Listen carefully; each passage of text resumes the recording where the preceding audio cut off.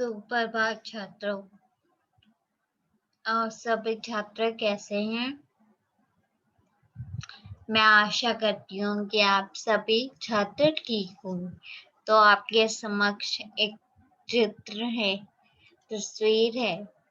तो अब मुझे बताइए ये चित्र किस चीज का है?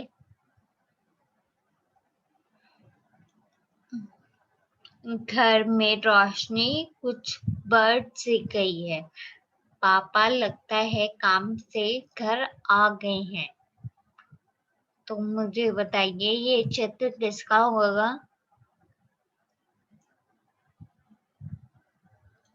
आप सोच रहे होंगे कि ये चित्र पापा का है। तो आज हम पापा खो गए हैं ये एक नाटक है, इसका हम वाचन करेंगे। नाटक का मतलब है कि इसको नाटक की तरह ही पढ़ा जाए। और इसके लेखक है विजय तेंदुलकर जी। इनके इसमें अलग-अलग पात्रों को बताया गया है। तो आइए हम इस चलचित्र को देखते हैं ताकि हमें और जानकारी प्राप्त हो सके।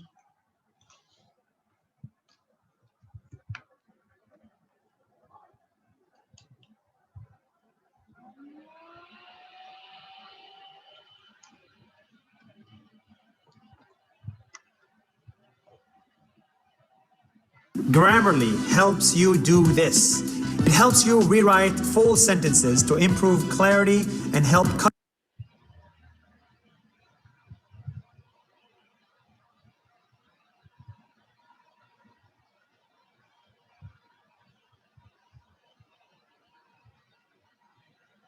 विजय तेंदुलकर जी का जीवन परिचय इस प्रकार है।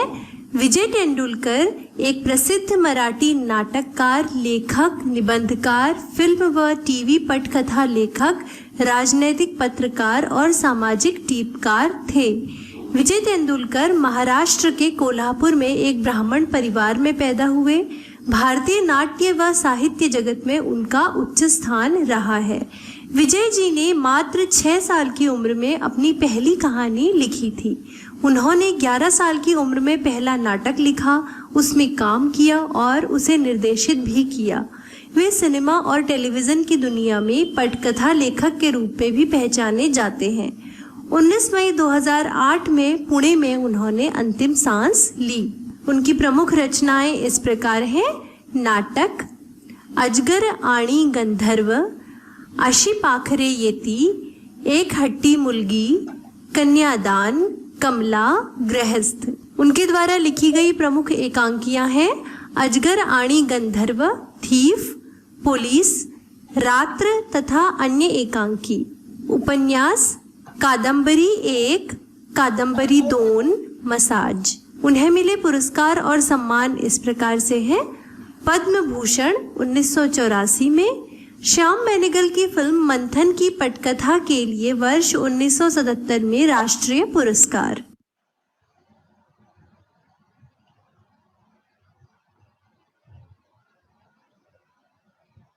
है। विजय जी ने मात्र 6 तो विद्यार्थियों बताइए कि आपने इस चलचित्र में क्या देखा? आप सोच रहे होंगे कि इस चलचित्र में विजय तेंदुलकर जी के जीवन परिचय के बारे में बताया गया है। सही विद्यार्थियों, इसमें विजय तेंदुलकर जी के जीवन परिचय के बारे में बताया गया है, जो कि इस नाटक के लेखक हैं। उनका जीवन परिचय के बारे में बताया गया है कि उनका जन्म कब हुआ, उन्होंने कौन-कौन सी रचनाएं लिखी और उनको पद्म भूषण किस सन में प्राप्त हुआ और उनके बारे में बहुत सारी और कुछ जानकारी थी। तो इन्होंने भ्रष्टाचार पर, गरीबी पर, महिला से जुड़े मुद्दों पर जमकर कलम चलाई है। ठीक है विद्यार्थियों, तो मुझे इस प्रश्न का उत्तर दीजिए। इस पाठ के लेखक, इस पाठ और लेखक का नाम इनमें से क्या है, कौन सा है? मतलब दादी माँ विश्व प्रसाद सिंह, हिमालय, दूसरा हिमालय की बेटियां नागार्जुन, तीसरा मिठाई वाला भगवती प्रसाद वाजपेयी जी, और छठा मतलब चौथा पापा खो गए हैं विजय तेंदुलकर। तो इसका सही उत्तर बताइए विद्यार्थियों। इसका सही उत्तर है, पाठ का नाम है पापा खो गए हैं, और कहते हैं इसके लेखक है विजय तेंदुलकर जी। ठीक है विद्यार्थियों, तो हम इसके गद्यांश का वाचन करते हैं। तो ये नाटक विधा में लिखा गया है, तो इसे नाटक की तरह ही पढ़ना है आपने। सड़क, रात का समय था, समुद्र के सामने फुटपाथ, वहां पर एक बिजली का खंबा, एक पेड़, एक लेटर बॉक्स, दूसरी ओर धीमी प्रकाश में एक सिनेमा का पोस्टर पर नाचने की भंगिमा में एक औरत की आकृति, समुद्र में सनसनाती हवा का भाव, दूर कहीं कुत्तों के भौंकने की आवाज, खंबा, राम राम राम, रात बहुत हो गई है। पेड़, आजकल की रातें कैसी हैं, जल्दी बीतने में ही नहीं आती। खंबा, दिन तो कैसे न कैसे खड़बड़ी में बीत जाता है। पेड़, लेकिन रात को बड़ी बोरियत होती है। खंबा, अब भी बरसात की रातों से ये रातें कहीं अच्छी हैं। बरसात की रातों में तो दिन रात भर भीगते रहो, बादलों में आने वाले पानी की मार खाते रहो, तेज हवाओं में भी लब को कसम पटकते बराबर एक टांग पर खड़े रहो, बिल्कुल अच्छा नहीं लगता। उस वक्त लगता है ऐसे तो अच्छा था ना तो होता बिजली के खंबे का जन्म, अब दूर कहीं भाग जाने का चीज होता है। विद्यार्थियों, इसका वाचन कीजिए। पेड़ राम बनेगा और कहते खंबा रूबी बनेगी। रूबी आप खंबे का वाचन कीजिए, और राम आप पेड़ का वाचन कीजिए।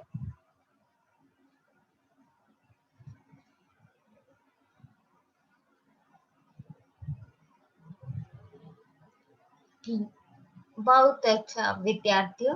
तो आप अब कठिन शब्दों को रेखांकित कीजिए।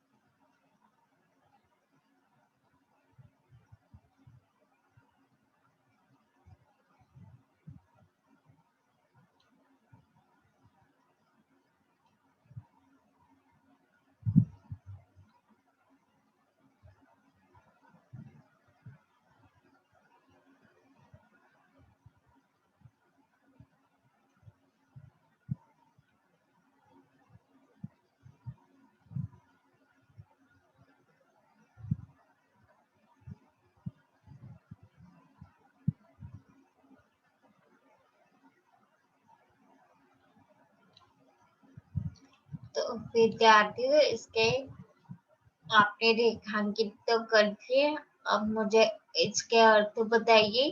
प्रकाश, रोशनी। विद्यार्थियों प्रकाश मतलब रोशनी, आकृत मतलब आकार। ठीक है विद्यार्थियों, ऐसे ही मैंने आपके लिए कुछ शब्द लिखे हैं।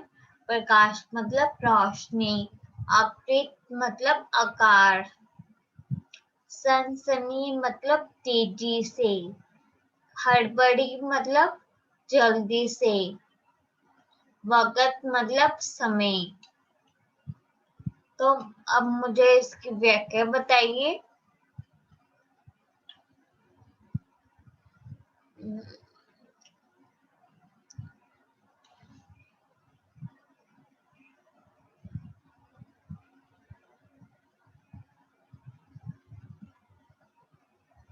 इसकी व्याख्या बताइए।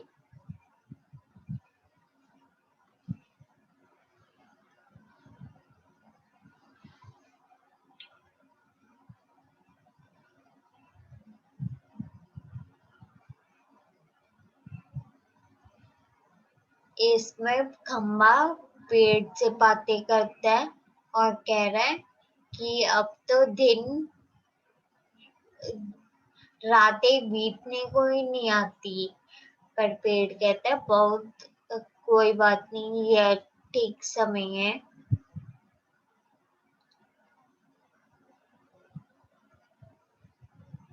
अच्छा होता, खंबा कहता है अच्छा होता कहते रातों में बिजली ना होती और खंबे का जन्म ही ना होता, तो मुझे अच्छा लगता। तो विद्यार्थियों इसके वाक्य बनाइए शब्दों की। प्रकाश मतलब का वाक्य बनाइए। प्रकाश,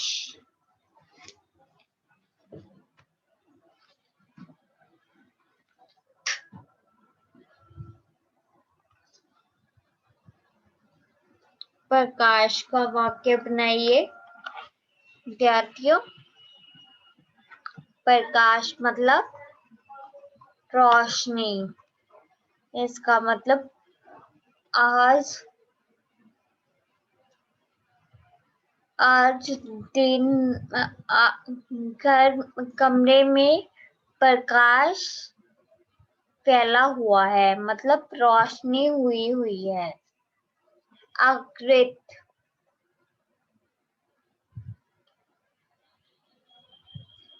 आकृत मतलब आकार,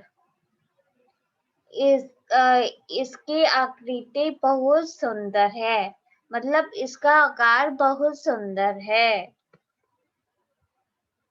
तीसरा है हड़बड़ी, हड़बड़ी मतलब जल्दी से।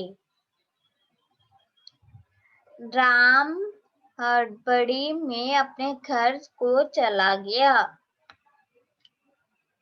वक्त मतलब समय, वक्त इसका वाक्य होगा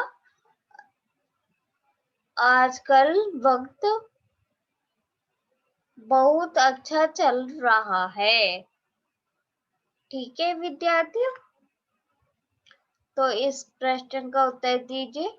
खंबा, पेड़, लेटर बॉक्स सभी कहाँ एक स्थान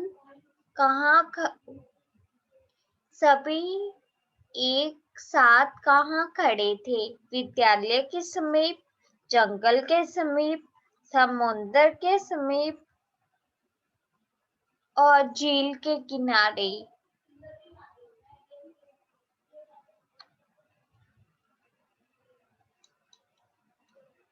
इसका उत्तर है समुद्र के किनारे खड़े थे। खंबा, पेड़, लेटर बॉक्स ये सभी समुद्र के किनारे खड़े थे, तो इसका उत्तर हुआ समुद्र के किनारे।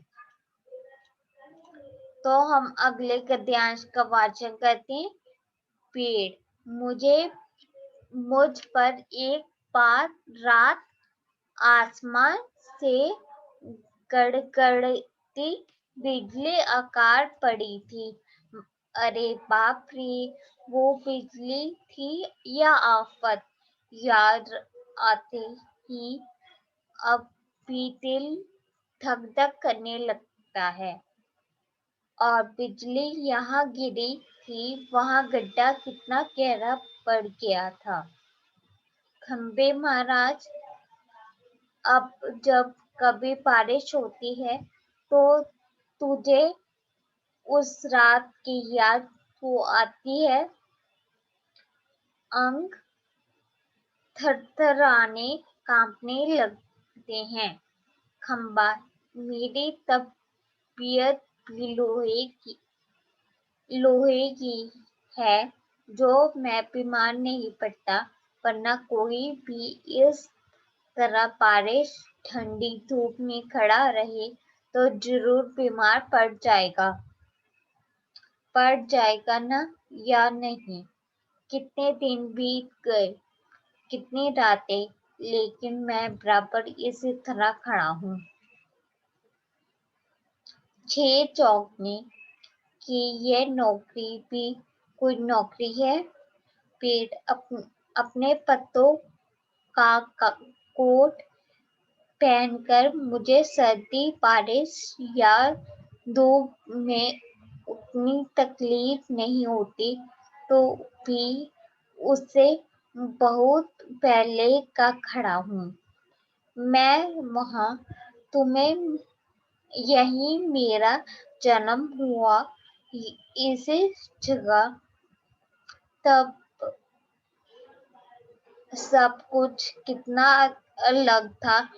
यहाँ वहाँ के वे सब ऊंचे ऊंचे घर पर नहीं थे। तब ये सड़क भी नहीं थी। वह सिनेमा का बड़ा सा पोस्टर और उसमें नाचने वाली औरत भी तब नहीं थी। सिर्फ सामने का यह समुंदर था। बहुत अकेलापन महसूस होता था। तुम्हें तब यहाँ लाकर खड़ा किया गया तो सोचा चलो कोई साथी तो मिला, इतना ही सही। लेकिन वो भी कभी तुम शुरू में मुझसे बोलने को ही तैयार नहीं थे। मैंने बहुत बार कोशिश की, पर तुम्हारी अकड़ यहाँ की थी वही कायम। बाद में मैंने भी सोच लिया, उसकी नाक इतनी ऊंची है तो रहने दो। मैंने भी कभी आवाज नहीं लगाई। हाँ, अपना ही स्वभाव जरा कैसा ही है। तो विद्यार्थियों, इसका वाचन कीजिए।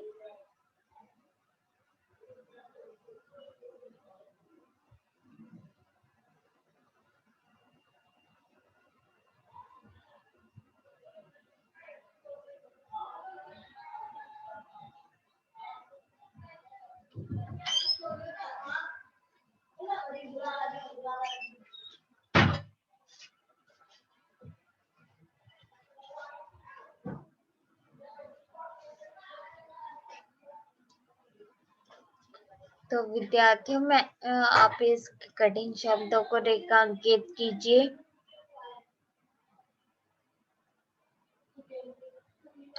तो इसके अर्थ हैं, आफत मतलब मुसीबत, बारिश मतलब वर्षा, थर थर कांपना मतलब डर जाना। ये इसके अर्थ हैं। तो आप मुझे इसकी व्याख्या कीजिए।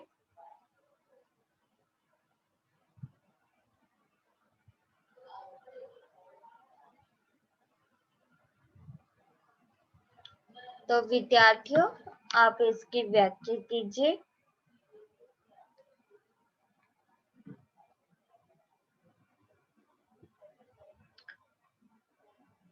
मैं आशा करती हूँ कि आपने इसकी व्याख्या कर ली होगी। तो इसमें पेड़ खंबे से कहते हैं। जब मैं यहाँ आया था तब इस स्थान पर कोई भी नहीं था, सिर्फ एक समुंदर ही था। नाचने वाली औरत भी नहीं थी और सिनेमा का बड़ा सा पोस्टर भी नहीं था। मैं इस स्थान पर अकेला ही था और अकेलापन महसूस करता था। और मैंने तुम्हें, जब तुम आए तो मुझे लगा कि एक साथी मिल गया, तो मैंने तुमसे बात करने की कोशिश की, पर तुम नहीं बोले। मुझे लगा कि तुम्हारी तो नाक बहुत ऊंची है, तो मैंने भी तुम्हें आवाज नहीं लगाई।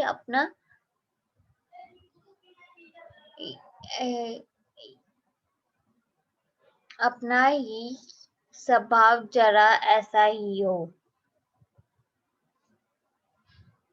तो विद्यार्थियों, अब मैंने आपके लिए पर्यायवाची शब्द कुछ लिखे हैं, तो मुझे बताइए आसमान का पर्यायवाची शब्द और पेड़ का। आसमान मतलब नभ, पर्यायवाची शब्द मतलब समानार्थक शब्द, मतलब जिनके अर्थ सेम होते हैं। आसमान, पेड़। आसमान मतलब आसमान का पर्यायवाची दो शब्द है, नभ, गगन। पेड़ का तरु और वृक्ष, ये दोनों इसके पर्यायवाची शब्द हैं। तो मैंने आपके लिए एक प्रश्न लिखा है, जब पेड़ का जन्म हुआ तो उस स्थान पर विशेष रूप से क्या था? सड़क, पोस्टर, समुद्र।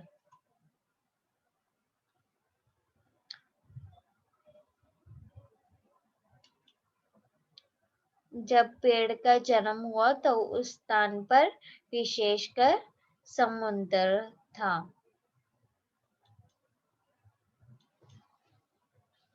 समुद्र।